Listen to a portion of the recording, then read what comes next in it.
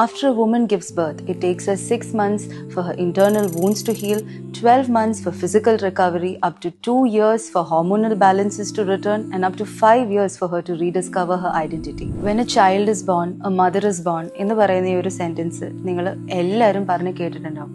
But in the literal sense, it is a rebirth to the mother. ഒരു കുഞ്ഞുണ്ടായതിനു ശേഷം അമ്മ വളരെയധികം ഹാപ്പി ആണെങ്കിലും Xi must be feeling very lost and confused. അതിൻ്റെ കൂടെ തന്നെ ഈ സ്റ്റിച്ചിൻ്റെയും ബ്രസ്റ്റ് ഫീഡിങ്ങിൻ്റെയും പെയിൻ വേറെ. എല്ലാവർക്കും ഒരു വിചാരമുണ്ട് മദർഹുഡ് എന്ന് പറയുന്നത് ഒരു സ്ത്രീക്ക് നാച്ചുറലായിട്ട് വരുന്ന ഒരു സാധനമാണെന്ന്. That is not true. ഇതിനൊരു ലേണിംഗ് കർവ് ഉണ്ട്.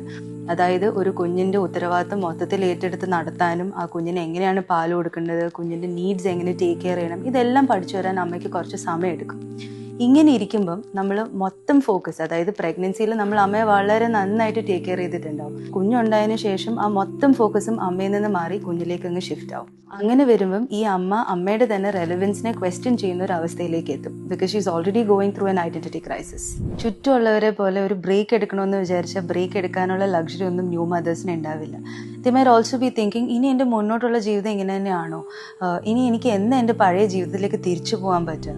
So that's why we say ഒരു കുഞ്ഞിനെ ടേക്ക് കെയർ ചെയ്യുന്ന പോലെയോ അതിലേറെയോ ടേക്ക് കെയർ ചെയ്യുകയും സെലിബ്രേറ്റ് ചെയ്യുകയും ചെയ്യേണ്ട ഒരു സമയമാണ് മദർഹുഡ്.